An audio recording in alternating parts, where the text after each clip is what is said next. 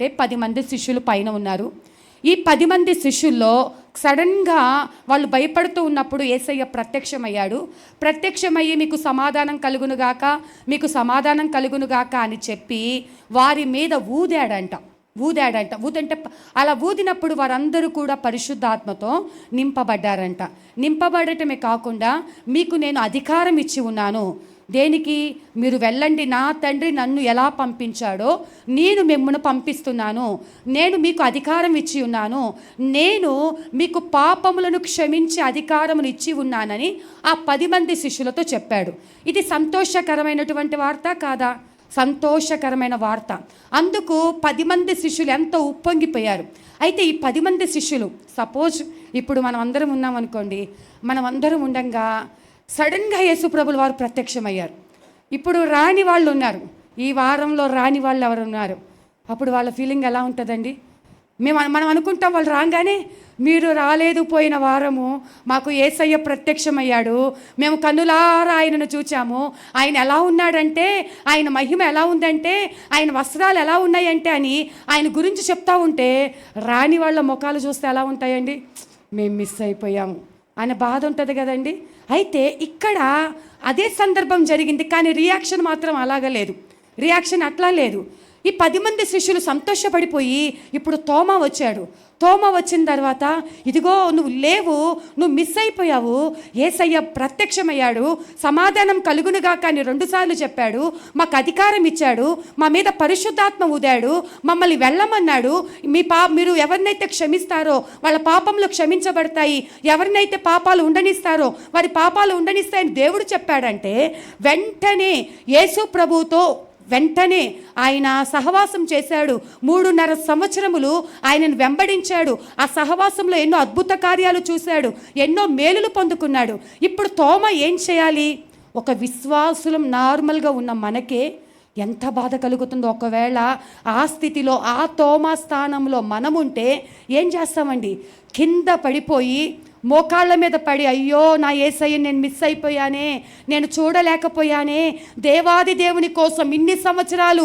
ఇక్కడ కూర్చున్న వారిలో మీరు బాప్తిసం తీసుకుని ఎన్ని సంవత్సరాలు అయిందంటే 10 ఏళ్ళు, 15 ఏళ్ళు, 5 ఏళ్ళు నా దేవుని కోసం నేను ఎదురు చూస్తున్నాను.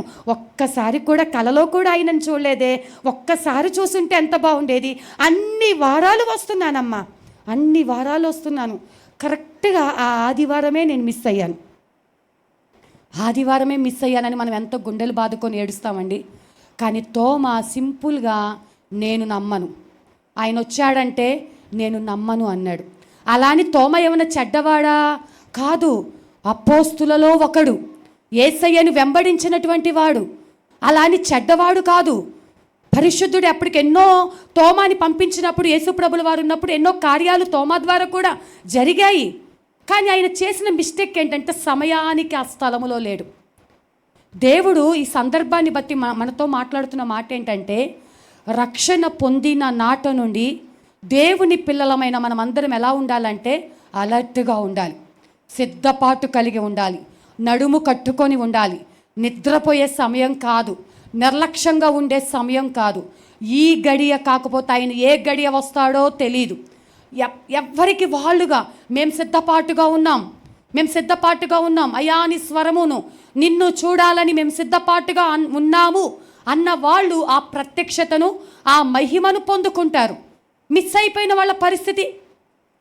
కానీ దేవాది దేవుడు ఆ తోమా మీద కోప్పడలేదండి, తోమాని అసహించుకోలేదు. నిన్ను ఎన్నిసార్లు వెంట పెట్టుకుని తిప్పాను, ఎన్నిసార్లు నువ్వు అద్భుతాలు చూశావు, ఎన్నిసార్లు నీ ముందు. ఆయనకి తోమాకున్న మనసు ఏంటంటే, ఆయన పేరే అంటూ ఉంటారంట, డౌటింగ్ థామస్ అంటూ ఉంటారంట. ఆయనకి ఎప్పుడు కూడా అనుమానమేనంట.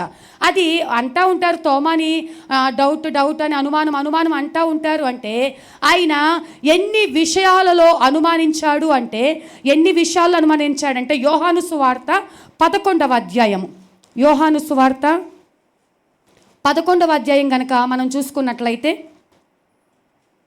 11, 12 వచనాలు, 11వ అధ్యాయము 11, 12 వచనాలు.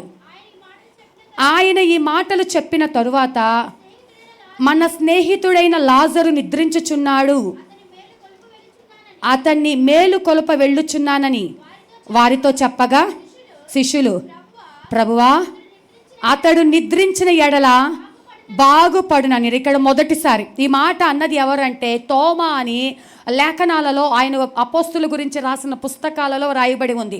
చనిపోయిన లాజరు, మన స్నేహితుడైనటువంటి లాజరు మరణించి ఉంటున్నాడు, ఆయన లేపటానికి వెళ్దాం పదండి అని ఆయన శిష్యులందరికీ చెప్తుంటే అందరూ మౌనంగా ఉన్నారు. ఈ తోమా కూడా సైలెంట్గా ఉండొచ్చా? తోమా కోపంతో యాటిట్యూడ్ చూపిస్తూ ఉంటాడు, మాటకు మాట సమాధానం చెప్తా ఉంటాడు, దేవుని వెంబడిస్తున్నాడు, దేవుడి కార్యాలు చూస్తున్నాడు, కానీ దేవుని మీద విశ్వాసము సంపూర్ణంలోకి రాకుండా నిద్రపోతే లేపొచ్చు. అంటే దాన్ని ఏమంటారు మన భాషలో, సెటైర్ అంటారు కదండి. పక్కన కామెంటరీ చేస్తున్నాడు, ఏమన్నా నిద్రపోయాడా లేపటానికి అని అంటున్నాడు. రెండో విషయంలో చూసుకున్నట్లయితే యోహాను సువార్త 14వ అధ్యాయము 5వ వచనం. అందుకు తోమా, ప్రభువా ఎక్కడికి వెళ్ళుచున్నావో మాకు తెలియదే, ఆ మార్గం ఎలాగో తెలియనని ఆయనను అడుగా. చాలమ్మా, ఇక్కడ ఆ పైన అంటాడు 14వ అధ్యాయం, మన శుక్రవారం మనం లేఖన భాగం ధ్యానించుకున్నాం. నేను మీ కొరకు మార్గంను సిద్ధపరిచి వెళ్ళుచున్నాను అని చెప్పి శిష్యులకు చెప్తూ ఉంటున్నాడు. అన్నప్పుడు అవునా అయ్యా అని చెప్పి మౌనంగా అందరితో పాటు వినాలే. తోమా మళ్ళీ వాయిస్ రేజ్ చేసి, మళ్ళీ స్వరం తెరిచి, నువ్వు ఎక్కడికి వెళ్తున్నావో మాకేం తెలుసు ఆ మార్గం. అక్కడ చక్కగా లేఖనాల్లో పొందుపరిచి ఉంది, కానీ మన భాషలో మనం ఆయనను అర్థం చేసుకుంటే వెంటనే యేసుప్రభుని ఏమంటున్నాడు, మీకు కలవరపడనీయొద్దు, మీ హృదయాలు కలవరపడొద్దు, విశ్వాసం ఉంచండి, నేను మీకోసం స్థలం సిద్ధపరచ వెలుచున్నానని మంచిగా శిష్యులందరితో చెప్తున్నాడు. అందరితో పాటు అంగీకరించాలిగా. నువ్వు వెళ్ళే మార్గం మాకు తెలియదే, మేము ఎక్కడికి రమ్మంటావు అని వెంటనే మళ్ళీ నోరు తెరిచి మాట్లాడాడు. లాజర్ విషయంలో మాట్లాడాడు, ఇప్పుడు ఇక్కడ మార్గముల విషయంలో మాట్లాడాడు. ఎక్కడంటే అక్కడ నోరు తెరిచి మాట్లాడుతూనే ఉండేవాడు. ఇప్పుడు చనిపోయి ఆయన చెప్పాడు కదా, నిజమే కదా, యేసయ్య వచ్చాడు అనగానే నిజమే, ఆయన చెప్పాడు, బ్రతికున్నప్పుడు చెప్పాడు, నేను తిరిగి లేస్తానన్నాడు, 3వ దినం లేస్తానన్నాడు. అయ్యో నేను మిస్ అయిపోయానే అని బాధపడవలసినటువంటి వాడు నేను గాయాలలో ఏలు పెడితే కానీ నమ్మను అంటున్నాడు. ఆ విశ్వాసం. కానీ ఇక్కడ మనం చూస్తేనండి, యేసయ్య కోపగించుకోలేదు. ఇక్కడున్న మనం అందరం కనుక గమనిస్తే మనము కూడా తోమా కంటే మరీ బలహీనమైన స్థితిలో ఉన్నాం. ఎన్నిసార్లు దేవుడు మనతో మాట్లాడినా అంగీకరించలేని స్థితిలో ఉంటున్నాము. దేవుడు మనల్ని దర్శించినా కూడా అవునా అప్పుడు చేశాడు, అప్పుడు కార్యాలు జరిగాయి, అప్పుడు అద్భుతాలు జరిగాయి, అప్పుడు స్వస్థత పొందుకున్నాను. ఎన్నిసార్లు స్వస్థపరచాలి నిన్ను?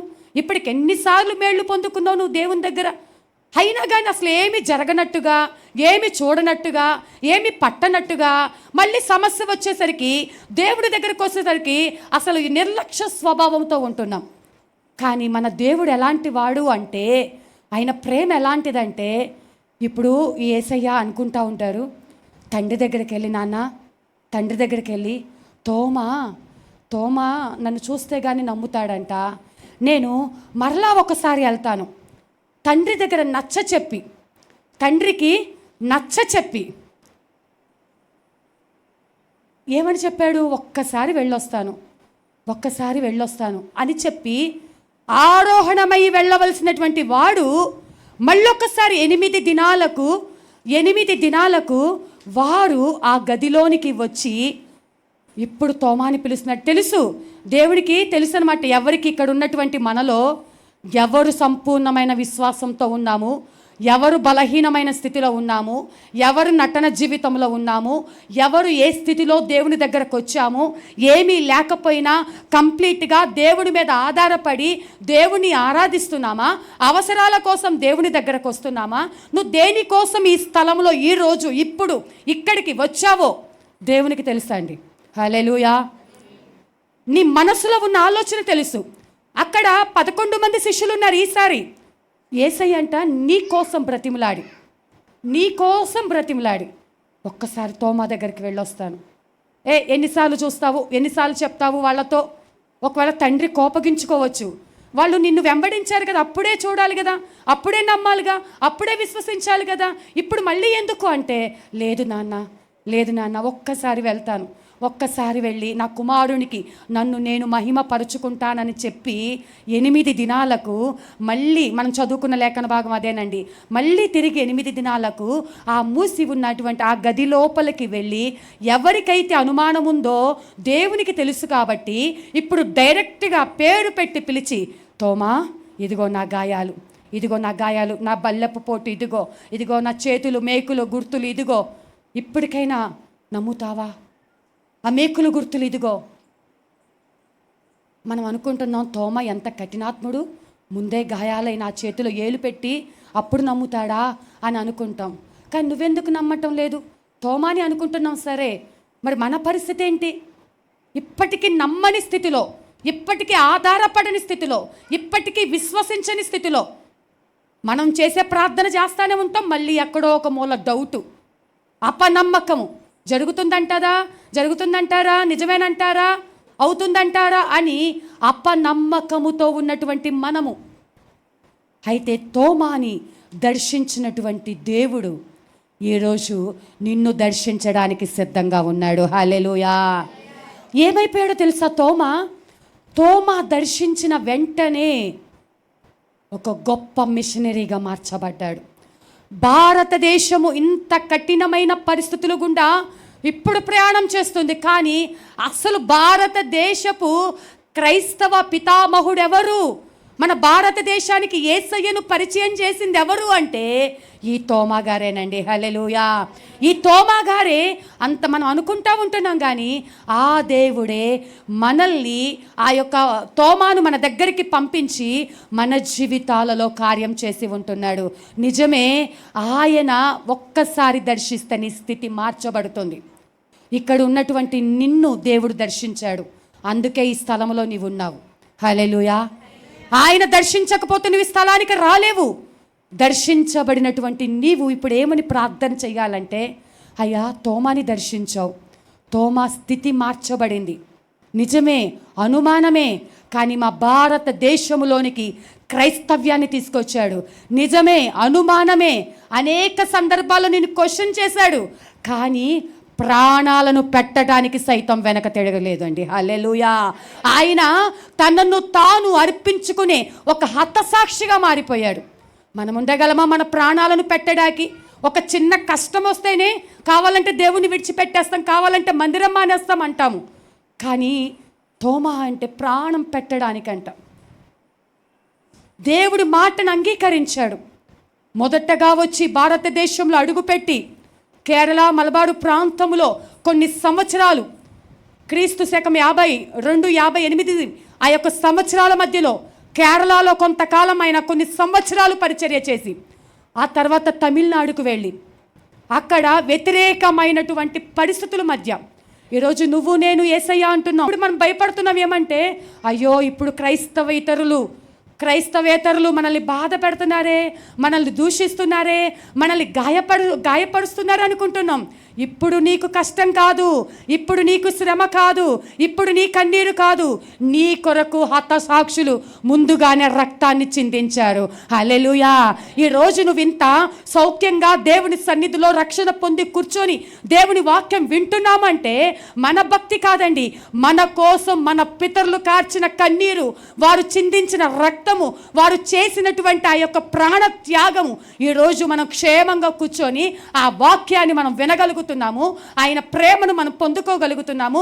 మన కుటుంబాలలో స్వస్థతలు, విడుదల కార్యాలు, అద్భుత కార్యాలు, ఇన్ని కార్యాలు జరుగుతున్నాయంటే ఆ యొక్క స్థలములో, మన భారతదేశములో చిందించిన మొదటి అపోస్తులైనటువంటి తోమ రక్తము నేటికి మొరపెడుతూ ఉంది. హల్లెలూయా. ఆయన రక్తం ఇప్పటికి కూడా మొరపెడుతుంది. కాబట్టి ఆ భారము నీకు లేదా, ఆ వేదన నీకు లేదా, నీ ఇంటిలో రక్షణ పొందని వారి గురించి నీకు ఇంత భారం రావాలి? వాడు ఈరోజు ఇక్కడ ఉన్నామంటే, నేనున్నానంటే నా కోసం ఎవరో కన్నీరు కార్చారు. మనకు తెలియకుండానే మనం విజ్ఞాపన ప్రార్థన చేస్తాం కదా, అయ్యా ఈ ప్రాంతంలో యవ్వనస్తులయ్యా త్రాగుడికి అలవాటు పడిపోయారయ్యా, గంజాయికి అలవాటు పడిపోయారయ్యా, సెల్ ఫోన్కి అడిక్షన్ అయిపోయారయ్యా. ఆ యవ్వనస్తులు ఎవరో తెలియదు, కానీ ప్రార్థన చేస్తున్నాం. ఒకరోజు మనము ఆ యొక్క ప్రార్థనకు జవాబు చూడబోతున్నాము. హల్లెలూయా. ఇక్కడ ఎంతోమంది త్రాగుబోతులు మారాలని ప్రార్థన చేస్తున్నాం.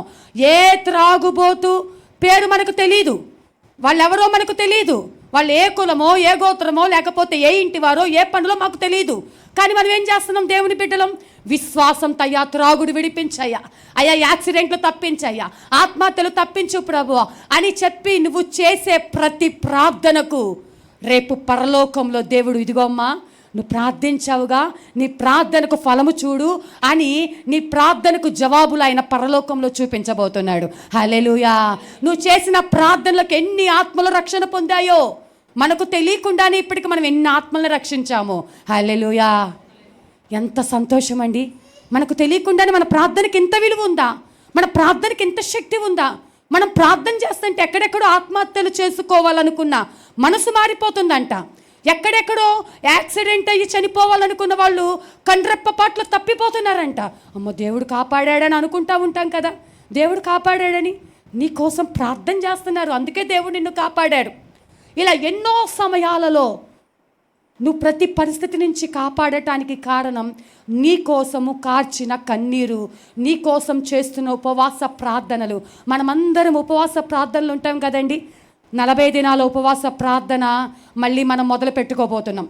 40 దినాల ఉపవాస ప్రార్థన అయితే అది సంఘంలోన చేసే ప్రతి ప్రార్థనకు, సంఘంలో కంటికి కనపడే వారికి ఎన్నో అద్భుతాలు చేశాడు దేవుడు.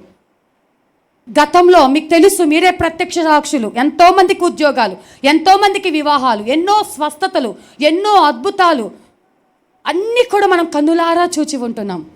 ఇక మీదట చేయబోయే ఉపవాస ప్రార్థనలో కూడా దేవుడు అద్భుత కార్యాలు చేయబోతున్నాడు. ఆమేన్. హల్లెలూయా.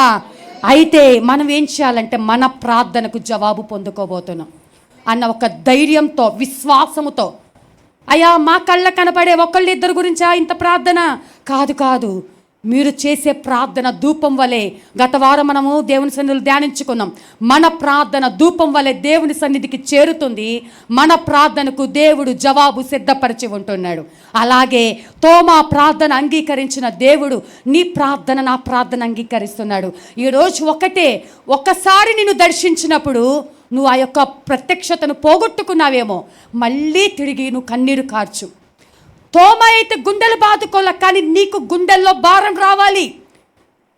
ఎందుకంటే సమస్తము నీకు బయలుపరచబడి ఉన్నాయి, సమస్త లేఖనాలు నీకు బయలుపరచబడి ఉన్నాయి.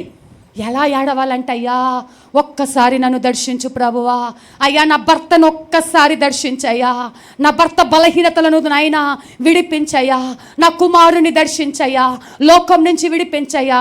నువ్వు ఒక్కసారి దర్శిస్తే వాళ్ళ స్థితి అంతా మారిపోతుంది. తోమా ఏమైపోయాడు? అపోస్తులైనటువంటి మరి ఒక హతసాక్షిగా మార్చబడ్డాడు. మద్రాసు ప్రాంతంలో ఇప్పటికీ కూడా ఆయన ఎక్కడైతే చంపారో ఆ ప్రాంతం ఇంకా అక్కడ ఉందండి, సాక్ష్యాధారములతో.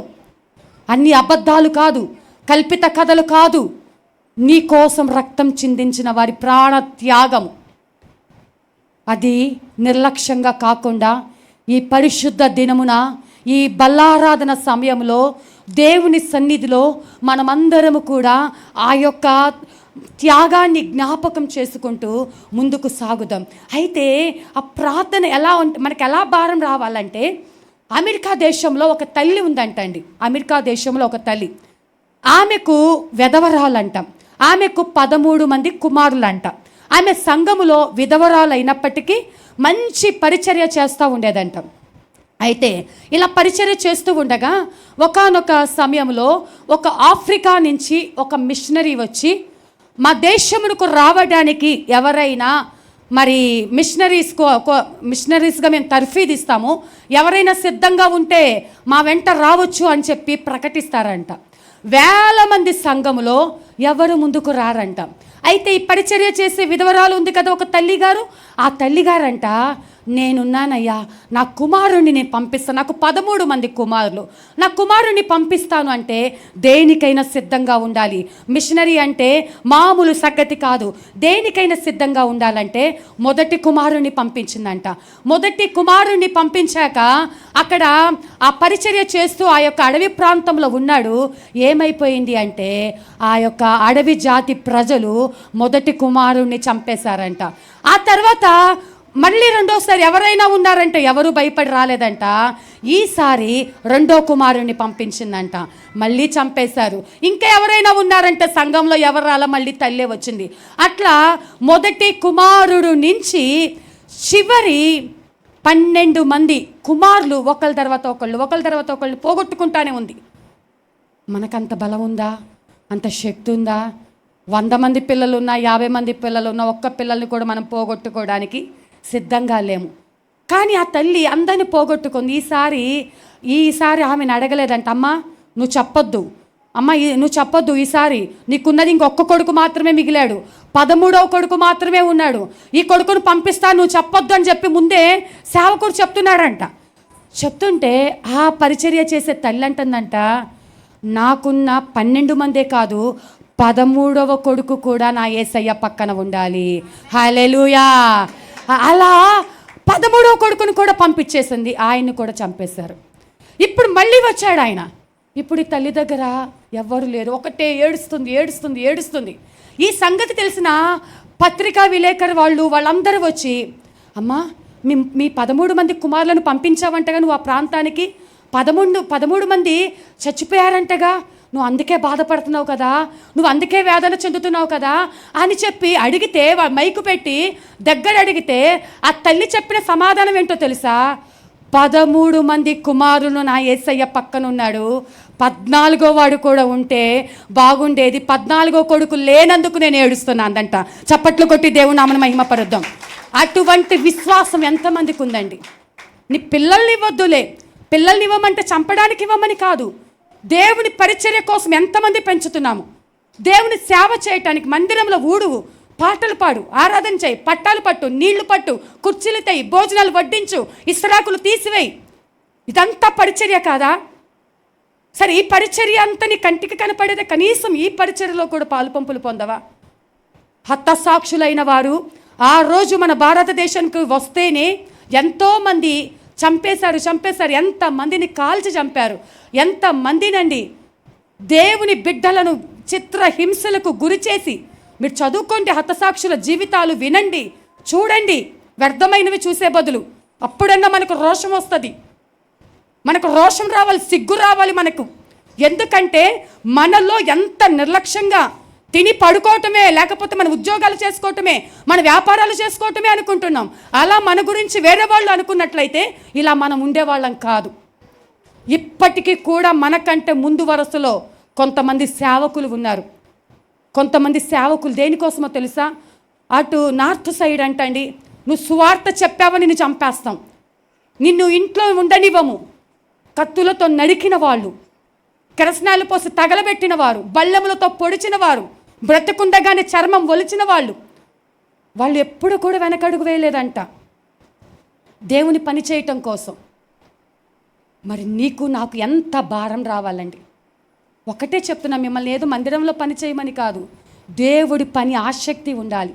దేవుడి సన్నిధి అంటే ఆసక్తి ఉండాలి. ఎప్పుడెప్పుడు పాటలు పాడాలా, ఆనందించాలా? ఇక్కడ నీకు పాటలు వింటాకే బోర్ కొడుతుందేమో, డైరెక్ట్ వాక్యం టైంకి వెళ్దాం అనుకొని. పరలోకంలో నిత్యము పాటలే, నిత్యము స్తుతే, నిత్యము ఆరాధనే, కోటాను కోట్ల దేవదూతలతో, 24 పెద్దలతో, అందరము మహిమ ధరించిన, మహిమతో నింపబడిన శరీరములతో యెహోవా పరిశుద్ధుడా అని ఆ యొక్క పరలోకపు భాషతో నిత్యము దేవుణ్ణి స్తుతిస్తూ ఉంటే పరవశించిపోతాం. ఆరాధన అంటే ఇష్టం లేని వాళ్ళు పరలోకానికి వెళ్ళలేరండి.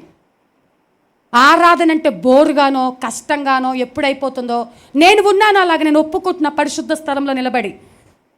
నేను దేవుని నమ్ముకున్నాక మందిరానికి వెళ్ళిన తర్వాత, అబ్బా ఎంతసేపు ఆరాధన చేస్తారో, ఎంతసేపు ఆరాధన చేస్తారో, కాళ్ళు నొప్పులు పుడుతున్నాయని కొంతసేపు నిలబడతా, కొంతసేపు కూర్చుంటా, కొంతసేపు నిలబడతా కళ్ళు తెరుచుకొని ఎవరెవరు అలా ఆరాధన చేస్తున్నారని చూసేదాన్ని. నేను ఒప్పుకుంటున్నా, నా బలహీనత నేను ఒప్పుకుంటున్నా. కానీ పరిశుద్ధాత్మ దేవుడు ఎప్పుడైతే నన్ను దర్శించాడో, పరిశుద్ధాత్మ దేవుడు దర్శించిన వెంటనే ఎప్పుడు ఆరాధన అయిపోయిందో కూడా తెలియకుండా దేవుణ్ణి స్తుతిస్తూ ఆ ఆరాధనలోనే నేను దేవుడి స్వరాన్ని విన్నానండి. హల్లెలూయా. 40 దినాలు ఉపవాస ప్రార్థనలో ఉన్నప్పుడు నా దేవుడి స్వరం నేను ఎప్పుడు విన్నానంటే, కళ్ళు మూసుకొని అందరూ 1000 మంది సంఘం అండి, మా సంఘం 1000 మందిలో అందరూ చప్పట్లు కొడుతూ సంతోషంగా పాటలు పాడుతున్నారు. నేను కూడా ఆ ఉపవాస ప్రార్థనలు ఎన్నో దినము నాకు గుర్తు లేదు, కానీ సగం దినములు గడిచాక కళ్ళు మూసుకొని అలాగే దేవా నాతో మాట్లాడు, నన్ను దర్శించని దేవుని స్తుతిస్తున్నాను. స్తుతిస్తూ ఉన్నప్పుడు అంత 1000 మంది ఆ యొక్క వాయిద్యాలు, అంతమంది స్వరాల మధ్యలో దేవుడి మెల్లనైన స్వరం నాకు వినపడింది. గాఢాంధకారపు లోయలో ఉన్నప్పుడు నిన్ను విడిపించిన నేను నీ ద్వారా అనేకుల్ని విడిపించబోతున్నాను. హల్లెలూయా. ఆ రోజు ఆ స్వరమిని దెబ్బకి ఉలిక్కిపడి ఇలా నిలబడిన దాన్ని కళ్ళు తెరిచి మొత్తం ఇలా చూసుకున్నానండి. ఎవరు నాతో మాట్లాడింది, ఎవరు నాతో మాట్లాడిందని చెప్పి మొత్తం చుట్టూ చూసా. అందరు కళ్ళు మూసుకొని మంచి అభిషేకంతో నింపబడి ఎవరి పాటలు వాళ్ళు పాడుతున్నారు. ఆ మాట నా చెవిలో మారుమోగుతుంది. వెంటనే నేను మర్చిపోతానని కూర్చొని నా డైరీ తీసుకొని ఆ మాట రాసేసుకున్నాను. నా దేవుడు ఈ డేట్ రాసుకొని నా దేవుడు మాట్లాడాడు, గాఢాంధకారపు లోయలో నీవు ఉన్నప్పుడు నిన్ను విడిపించిన నేను నీ ద్వారా అనేకులు విడిపించబోతున్నాను అని. అప్పుడు అది దేవుడి స్వరం అని నాకు అర్థమైంది. ఆరాధనలో అభిషేకం దిగి వస్తే నువ్వు స్వస్థత పొందుకుంటావు. ఆరాధనలో నువ్వు ఆనందిస్తున్నప్పుడు దేవుడు పరలోకపు దర్శనాలు చూపిస్తాడు. నువ్వు కళ్ళు మూసుకుని ఆరాధిస్తున్నప్పుడు నీకు జరగబోయే సంగతులను చూపిస్తాడు. పాటలు పాడుతూ ఉన్నప్పుడు దేవుని శక్తి నీలోకి దిగి వస్తుంది. ఇవన్నీ కూడా పొందుకొని దేవుని సన్నిధిలో ఆత్మలో అనుభవిస్తూ ఆనందిస్తూ, ఆయన సన్నిధి అంటే ప్రేమతో రావాలండి, కష్టంతో కాదు, ఇబ్బందిగా కాదు, వెళ్ళకపోతే ఏమనుకుంటారో కాదు. సన్నిధి అంటే ప్రేమగా, ఆయన సన్నిధి అంటే పరిగెత్తుకొని, ఆయన సన్నిధిలో దేవుడు ఈరోజు నాతో ఏం మాట్లాడతాడో. నేను చావు బ్రతుకుల మధ్య ఉన్నప్పుడు మొదటిసారిగా ఒక సంఘానికి వెళ్ళినప్పుడు దేవుడు దర్శించాడు. నాకు అర్థమైంది ఇది దేవుడు ఇలా మాట్లాడతాడని, వాక్యం ఇలాగుంటుందని కూడా నాకు తెలియదు. ఆ తర్వాత నాకు అర్థమైంది. ఆ తర్వాత 2 నెలలు సమయము నేను కాలు పీడబ్ల్యూడి గ్రౌండ్లో మీటింగ్స్ జరిగాయి. అప్పట్లో పీడబ్ల్యూడి గ్రౌండ్లో పోస్టర్స్ గోడకు అతికిచ్చి పీడబ్ల్యూడి గ్రౌండ్లో మీటింగ్ అంటే, ఆ బయట నన్ను ఆటో దింపితే నన్ను చెరొకళ్ళు చేయి పట్టుకొని ఆ గ్రౌండ్ లోపలికి నడిపించడానికి 1 గంట సమయం పట్టేది. ఎందుకంటే గబగబా నడవలేను, అడుగులో అడుగు వేసుకుంటూ అయినా వెళ్ళి ఆ స్థలంలో నిలబడేదాన్ని. ఆశ్చర్యకరమైన సంగతి ఏంటంటే, ఆ సేవకుడు ఎవరో తెలియదు. అప్పటి నాకు ఎవరు తెలియదు, సేవకురాలు ఎవరో తెలియదు. విచిత్రం ఏంటంటే, ఆ గ్రౌండ్లో ఎవరు వాక్యం చెప్పినా నాతోనే మాట్లాడుతున్నట్టు. నా కుమార్తె ఇదిగో నువ్వు ఇలా ఉన్నావు, నువ్వు ఇది అడుగుతున్నావు, ఇదని డైరెక్ట్గా నన్ను కూర్చోబెట్టి మాట్లాడుకున్నట్టుగా నాకు అర్థమైపోయేది. ఆశతో వెళ్ళేదాన్ని. నాకు ఇంకా ఆ ఆశ ఏంటంటే, అమ్మమ్మ వెళ్తే నా దేవుడు మాట్లాడతాడని అది మొదలుకొని ఏ కూడికకు కానీ నేను ఆ తర్వాత మా అత్తగారింటికి వెళ్ళిపోయి దేవుడిని నమ్ముకున్నాక 2 నెలల తర్వాత మా అత్తగారింటికి వెళ్ళినా కూడా ఏ మీటింగ్ అన్నా మిస్ అయ్యేదాన్ని కాదు. ఆ పక్క వీధిలో మీటింగ్ అంటే నేనే పరిగెత్తేదాన్ని. గురువారం ప్రార్థన అంటే, ఆదివారం అంటే, ఆల్నైట్ ప్రేయర్ అంటే, ఉపవాస ప్రార్థన అంటే, సేవకుడు పలానా వాళ్ళ ఇంట్లో ఇవాళ కూడిక పెడుతున్నాడంటే ఎంతో దూరమైన మా సంఘంలో ప్రార్థన వదిలిపెట్టేదాన్ని కాదు, పక్క సంఘాల్లో ప్రార్థన వదిలిపెట్టేదాన్ని. ఆశ ఏంటంటే దేవుడు మాట్లాడుతూ ఉండేవాడు, నాకు అర్థమవుతూ ఉండేది. సేవకుల వైపు కాదు కానీ దేవుడు స్వరము వైపు చూసినప్పుడు తేటగా నాలో ఇలా ప్రశ్నలు ఉండే. నాకేం తెలియదు కదా, క్రైస్తవ్యం ఎలా ఉంటుందో తెలియదు, వాక్యం ఎలా ఉంటుందో తెలియదు, కనీసం సండే స్కూల్ అనుభవం లేదు, ఎక్కడ ఏముంటుందో కూడా నాకు తెలియదు. కానీ నా యొక్క ఆశ ఏంటంటే, వెళ్ళిన ప్రతిసారి దేవుడు ఏదో ఒకటి నాకు చెప్తాడు. ఆ చెప్పిన మాట బట్టి నన్ను నేను సరిచేసుకునేదాన్ని. అన్ని ఆశీర్వాదాలు కాదు, ఆయన చెప్పిన మాట బట్టి, నేను ఇలా ఉండాలా, నేను ఇలా మాట్లాడకూడదా, నేను ఇలా కోపగించుకోకూడదా, నా అలంకరణ ఇలా ఉండకూడదా, నన్ను దేవుడు ఇలా కోరుకుంటున్నాడా, నాలో ఈ తప్పు ఉందా, నాలో ఈ పాపం ఉందా అని దేవుడు మాట్లాడిన ప్రతిసారి లోబడిపోయేదాన్ని. ఏదైనా వాగ్దానం ఇస్తే నాకే నాకే నాకే ఈ వాగ్దానం, దేవుడు నా కోసమే మాట్లాడాడు అని పొందుకునేదాన్ని. బలహీనతలంటే విడిచిపెట్టేదాన్ని. నేను పరిశుద్ధ స్థలంలో నేను చెప్తున్నానండి, దేవుని సన్నిధిలో నేను చెప్తున్నాను వణుకుతో. అలా నీతో మాట్లాడుతూ ఉన్నప్పుడు నువ్వు ఇంకెంత సిద్ధపాటుగా ఉండాలి. దేవుడు నిన్ను దర్శిస్తే ఆ భారం వేరండి. దేవుడు నిన్ను దర్శిస్తే నువ్వు ప్రార్థన విధానం మారిపోతుంది, పరిచర్య విధానం మారిపోతుంది, నీ పద్ధతి మారిపోతుంది, స్వభావం మారిపోతుంది. మోషే కోపిస్తండి, ఒక్క గుద్దుతో చంపినవాడు. కానీ దేవుడు దర్శించినప్పుడు మండుచున్న పొదలో నుంచి దేవుడు దర్శించినప్పుడు మిక్కిలి సాత్వికుడుగా మార్చబడ్డాడు. హల్లెలూయా. దేవుడు నిన్ను దర్శిస్తే నీ స్వభావం మారిపోవాలి. గతంలో అలాగే ఉన్నావు, ఇప్పుడు అలాగే ఉన్నావు. దేవుని నమ్ముకోక ముందు నీ స్వభావం అలాగే ఉంది, ఇప్పుడు అలాగే ఉంది. దేవుడు రేపొద్దున ఎదురయ్యి ఆయన ప్రత్యక్షమయ్యి అడిగితే నువ్వేం సమాధానం చెప్పుకుంటావు? ఈరోజు బలలో చేయిస్తున్న మనము, సమూయేలు ఉన్నాడు. సమూయేలు చూద్దామండి. సమూయేలు మొదటి గ్రంథము 3వ అధ్యాయము. బాలుడైనటువంటి సమూయేలు 3వ అధ్యాయము 19-20 వచనాలు. సమూయేలు పెద్దవాడు కాగా యెహోవా అతనికి తోడై ఉన్నందున అతని మాటలలో ఏదీ తప్పిపోలేదు. కాబట్టి సమూయేలు యెహోవాకు ప్రవక్తగా స్థిరపడనని దాను మొదలుకొని బెర్షెబా వరకు ఇశ్రాయేలులందరూ తెలుసుకొనిరి. ఇక్కడ సమయం లేదు కానీ నేను అంతకుముందు జరిగిన సందర్భం చెప్తా. బాలుడైన సమూయేలును వాళ్ళ తల్లి పాలు విడిచిన వెంటనే, నా కుమారుడు నాకు పిల్లలు లేరు, ఒక్క కుమారుడిని ఇస్తే నీ సేవకిస్తానని దేవుని దగ్గర తీర్మానం తీసుకుంది. ఇప్పుడు కుమారుడు పుట్టాడు, పాలు విడిచిపెట్టాడు. ఇప్పుడు ఆ పిల్లవాడిని తీసుకొని మందిరంలో విడిచిపెట్టింది. ఆ మందిరంలో ఉన్న పాస్టర్ గారు ఆయన పెద్దవాడైపోయాడు, కళ్ళు కనపడట్లేదు, ఆయన అక్కడికి ఉన్నాడు. ఆయన కొడుకులు ఉన్నారు, అస్సలు మంచోళ్లే కాదు. పాస్టర్ గారు పర్లేదు కానీ పాస్టర్ గారికి ఏమో కళ్ళు కనిపించట్లేదు. పాస్టర్ గారు పర్లేదు కానీ అటు ఇటు ఉత్సాహంగా యాజకత్వం చేయలేకపోతున్నాడు. ఇప్పుడు పాస్టర్ గారి బాధ్యతను కొడుకులకు అప్పగించాడు. ఇప్పుడు ఈ కొడుకులు ఏం చేస్తున్నారు? తినటం, తాగటం, వచ్చిన అమ్మాయిలతో వ్యభిచారం చేయటం, భయంకరమైన పాపము అక్కడ జరుగుతుంది ఆ స్థలంలో. ఇప్పుడు బాలుడైన సమూయేలు ఆ స్థలానికి వచ్చాడు. మనం అనుకుంటాము ఈ సమూయేలు కూడా ఆ యొక్క యవ్వనస్తులను చూసి చెడిపోవాలి, వాళ్ళు తప్పు చేస్తున్నారు, ఈ పిల్లోడు కూడా చెడిపోతాడు. ఒకవేళ ఆ రోజు హన్నమ్మకి ఎవరైనా చెప్పుంటారేమో, వాళ్ళు పాపంలో ఉన్నారు, నీ పిల్లోడిని తీసుకొని అక్కడ వదిలిపెట్టావమ్మా, వాళ్ళు కూడా చెడిపోతారని. ఒక్కళ్ళు చెడగొట్టాలంటే ఎవరు చెడగొట్టలేరండి. దేవుడు మన పక్షమున గొప్ప కార్యాలు చేస్తున్నాడు. హల్లెలూయా. అయితే బాలుడైనటువంటి సమూయేలుతో దేవుడు దర్శించాడు. హల్లెలూయా. బాలుడైన సమూయేలును సమూయేలు సమూయేలు అని పిలిచి దేవుడు దర్శించాడు. ఈ పాస్టర్ గారి 2 కొడుకులు దేవుని యొక్క ఉగ్రత పాలైపోయి వాళ్ళిరువురు చనిపోయారు. కానీ చిన్న వయసులో దేవుడి యొక్క దర్శనము పొందుకున్న సమూయేలు ఏమైపోయాడంటే గొప్ప ప్రవక్తగా మార్చబడ్డాడు. హల్లెలూయా. దాను మొదలుకొని బెర్షెబా వరకు అంటారు కదా, కాశ్మీర్ మొదలుకొని కన్యాకుమారి వరకు, అట్లా వారి దేశంలో దాను మొదలుకొని బెర్షెబా వరకు ఎవరండి ఆ ప్రవక్త? సమూయేలండి. చిన్నప్పుడు మందిరంలో ఉన్నాడు చూసారా, చిన్నప్పుడు దేవుడు స్వరం ఉన్నారు చూసారా. దేవుడు దర్శిస్తే నీ స్థితి మార్చబడుతుంది. దేవుడు దర్శిస్తే నీ యొక్క కన్నీరు నాట్యంగా మార్చబడుతుంది, నీ శాపం ఆశీర్వాదంగా మార్చబడుతుంది. ఆ దేవుడు దర్శనం కోసం ప్రయాసపడాలి. నన్ను దర్శించవా ప్రభువా, నన్ను దర్శించయ్యా, నేను విడుదల పొందుకోవాలంటే నువ్వు దర్శిస్తే తప్ప నేను ఎక్కడికి వెళ్ళను. అంతరాలు, మంత్రాలు, తంత్రాలు నాకొద్దు. నువ్వు నన్ను దర్శించయ్యా, నువ్వు నాతో మాట్లాడు ప్రభువా, నువ్వు నాకు చేయి పట్టుకో ప్రభువా, నీ దర్శనం కోసం ఎదురు చూస్తున్నానయ్యా.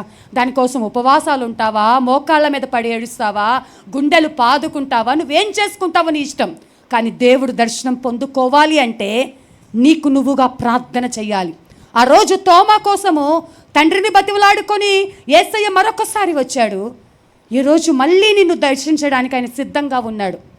ఆయన ఇంకా తండ్రి కుడిపార్శ్వమున కూర్చొని మనం లాస్ట్ వారం కూడా మాట్లాడుకున్నాం. కుడి పార్శ్వమున కూర్చొని నీ కోసం నా కోసం ఇంకా విజ్ఞాపన చేస్తున్నాడు. ఈ ఒక్కసారికి క్షమించు, ఈ ఒక్కసారిని మరొక అవకాశం ఇవ్వమని అడుగుతున్నాడు. ఆయన దొరికే కాలంలోనే నువ్వు ఆయనను వెతకాలి. ఆయన నిన్ను దర్శించాడా అని స్థితి మార్చబడుతుంది. ఇంకొక వ్యక్తి ఉన్నాడు. ఆ వ్యక్తి ఎవరు అంటే పశువుల కాపరంటండి. పశువుల కాపరి. అదేంటి పశువుల కాపర్లు కూడా ప్రవక్తలు అయిపోతారా అంటే, ఆమోసు అని ఒక ప్రవక్త ఉన్నాడు. సమయం లేదు. ఆమోసు అని ఒక ప్రవక్తలలో చిన్నవాడు. మరి అయితే ఈయన చక్కగా పశువులంటే గేదెలు, మా సైడ్ బర్రెలు అంటూ ఉంటారు. ఆ గేదెల్ని కాసుకుంటూ చెట్ల కింద అడవిలో తిరుగుతూ ఉన్నాడు. ఈయన ఎంత అమాయకుడంటే, అడవిలో శ్రేష్టమైన అన్ని చెట్లు ఉంటాయి, అన్ని ఫలాల చెట్లు ఉంటాయి, శ్రేష్టమైన సంపద ఉంటుంది. కానీ ఈయన ఏం ఏరుకుంటున్నాడు అంటే మేడి పండ్లు, పనికిరాని మేడి పండ్లు ఏరుకుంటున్నాడంట. మేడి పండ్లు ఏరుకుంటా అంటే అంత తెలివి లేనివాడు, లోకాశ లేనివాడు, జ్ఞానము లేనివాడు. అలాంటి వాడిని దేవుడు దర్శించాడు. చూద్దాం, ఆ మాట చూపిస్తాను మీకు. దేవుని పరిశుద్ధ గ్రంథంలో ఆమోసు గ్రంథము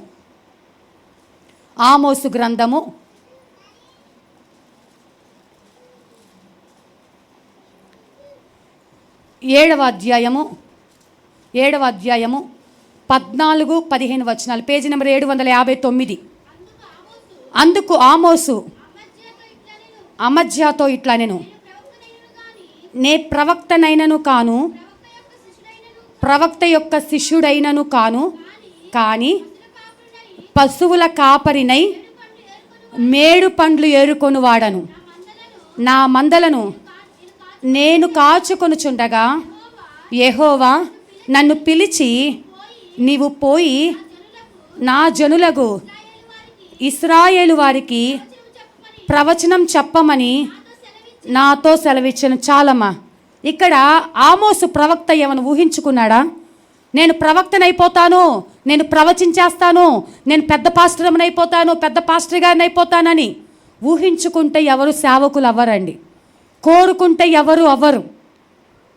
కానీ మన యొక్క హృదయాన్ని ఎరిగినటువంటి దేవుడు, మన పట్ల ప్రణాళిక కలిగి ఉన్న దేవుడు, తల్లి గర్భంలో రూపింపబడక మునిపే నీ దినములు ఆయన గ్రంథములో రాసి నీ భవిష్యత్తును చూచినటువంటి దేవుడు, భవిష్యత్తును చూసిన దేవుడు ఈ యొక్క ఆమోసును కూడా చూశాడు.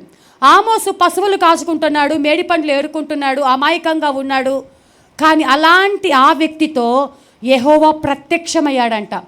యెహోవా ప్రత్యక్షమయ్యి, నువ్వు వెళ్ళి ఇశ్రాయేలు ప్రజలకు ప్రవచనం చెప్పు అంటే, ప్రవచించేది ప్రవక్త కదయ్యా, నేను పశువులు కాసుకునేవాడును, నేను మేడి పండ్లు ఏరుకునేవాడును, నా వల్ల కాదు అని చెప్పినప్పుడు దేవుడు మళ్ళీ మాట్లాడినప్పుడు అక్కడికి వెళ్ళి ప్రవచిస్తూ ఉంటే అందరూ అంటారు, నువ్వు పశువులు మేపుకునేవాడివి, పశువులు మేపుకునేటట్టు ఉండే, నీకెందుకు ఇవంతా అంటే, నేను పశువులు కాసుకునేవాడినే, నేనేం ప్రవక్తను కాదు, నా తండ్రి ఏమి ప్రవక్త కాదు.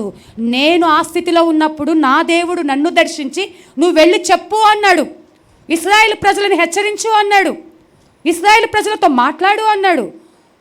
ఇప్పుడు ఇక్కడ ఉన్నటువంటి మనతో ఈరోజు దేవుడు మాట్లాడినటువంటి లేఖన భాగంలో ఏ మాటైనా కొంచెం గాయమైనా, గద్దించినా, లేకపోతే ఏదైనా కూడా ఆ మాట అన్నప్పుడు మాట్లాడేది ఆమోసు కాదు, దేవుడు ఆమోసుని పిలిచి వెళ్ళి చెప్పు నా ప్రజలకు అన్నాడు.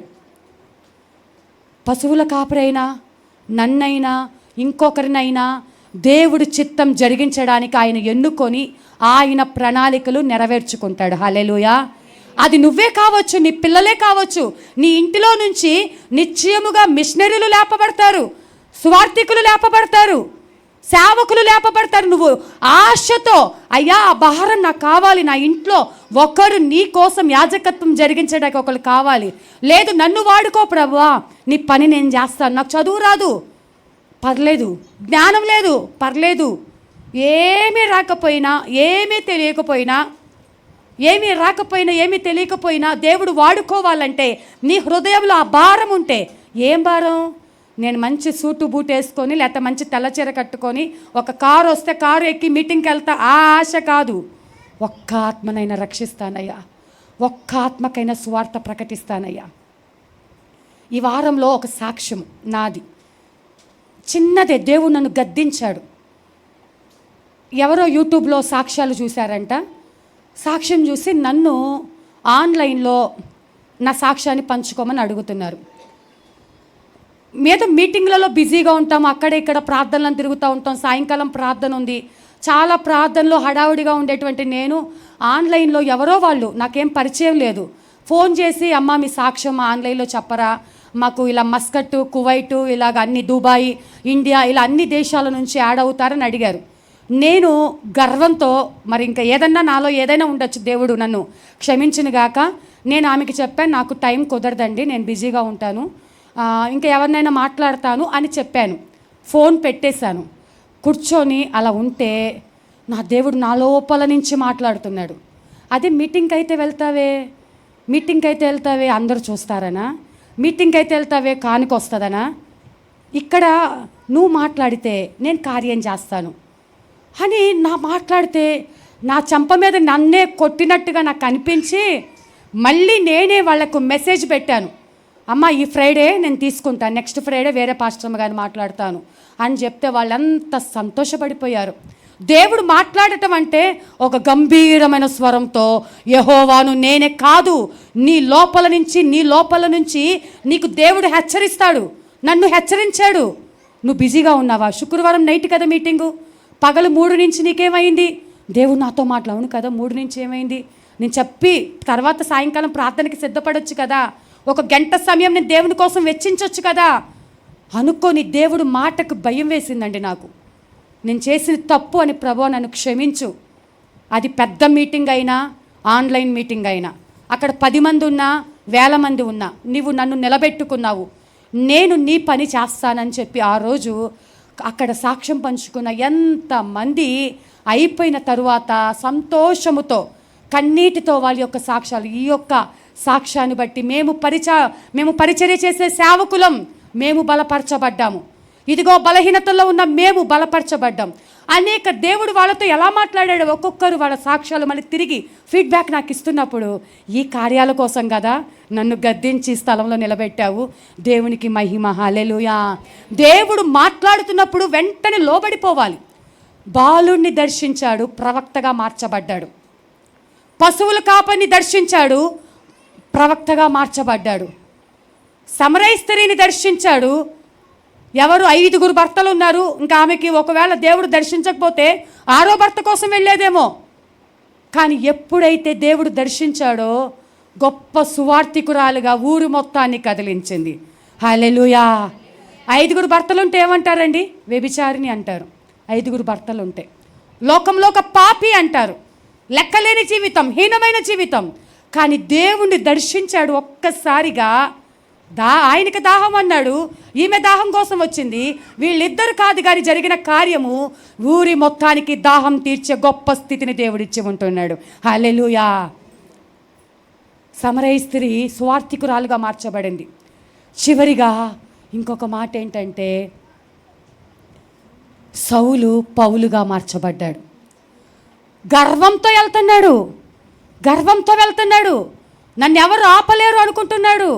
గమాలియేలు పాదముల ఎదుట సకల విద్యా ప్రావీణ్యత కలిగి అన్ని విషయాల్లో ఆరితేరినవాడు, ఆస్తిలో, అందములో, అన్నిట్లో, కులములో, మతంలో అన్నిట్లో ఉన్నతమైన వాడు. గర్వంతో వెళ్తున్నాడు. ఒక్కసారి దేవుడు దర్శించాడు. పౌలుగా మార్చబడి 3 ఖండాలను కదిలించే పరిచర్య చేసి అన్ని విషయాల్లో నేను నా యేసును పోలి నడుచుకుంటున్నా, మీరు నన్ను పోలి నడుచుకోండి అనగలిగిన క్యాపబిలిటీ, సామర్థ్యతను, ఆయనలో గుణాలు, అబద్ధం కాదు. ఎందుకంటే అపోస్తులందరికంటే అన్యజనులలో ప్రథముడునగు నేను, అన్యజనులలో పాపులలో ప్రథముడునే. పాపుల్లో నేనే ఫస్ట్ లిస్ట్, నేనే పెద్ద పాపిని, నేనే పెద్ద వేస్ట్, నేనే హంతకుణ్ణి, నేనే దూషకుణ్ణి, నేనే నీచుణ్ణి. కానీ నా దేవుడు నన్ను దర్శించాక నా యేసయ్యలాగానే మారిపోయా. ఇప్పుడు నన్ను ఫాలో అవ్వండి, మీరు నన్ను ఫాలో అవ్వండి, నన్ను వెంబడించండి అని చెప్పగలిగిన శక్తి కలిగిన, పరిశుద్ధత కలిగినటువంటి, రోషం కలిగినటువంటి సువార్థికుడిగా, దైవజనుడిగా, అపోస్తులుడిగా పౌలు గారు ఎన్నో ప్రాంతాలు కొడుతున్నా, హింసిస్తున్నా, శ్రమ పెడుతున్నా దేవుని కోసం నమ్మకమైన వాడిగా పరిచర్య చేశాడు. దేనికి వెనకడుగు వేయలేదు. నా మట్టుకైతే బ్రతుకుట క్రీస్తే, చావైతే ఎంతో మేలు. చచ్చిపోమని చెప్పట్ల, శరీరాశలు చంపుకోండి. శరీరము ఎక్కడ నిన్ను అడ్డుపడుతుందో, శరీరం ఎక్కడ నిన్ను దేవునికి దగ్గర కానివ్వకుండా చేస్తుందో దాన్ని చంపండి. మనల్ని చచ్చిపోవాలి, మనం ఇలా అయిపోవాలని కాదండి దేవుడు మాట్లాడుతున్న మాట. మనం శరీరం చెప్పినట్టుగా కాదు, ఆత్మ చెప్పినట్టుగా, ఆత్మకు లోబడి భయపడి విధేయత కలిగి దేవుడి చిత్తం చేసేవారిగా మనం ఉందుముగాక.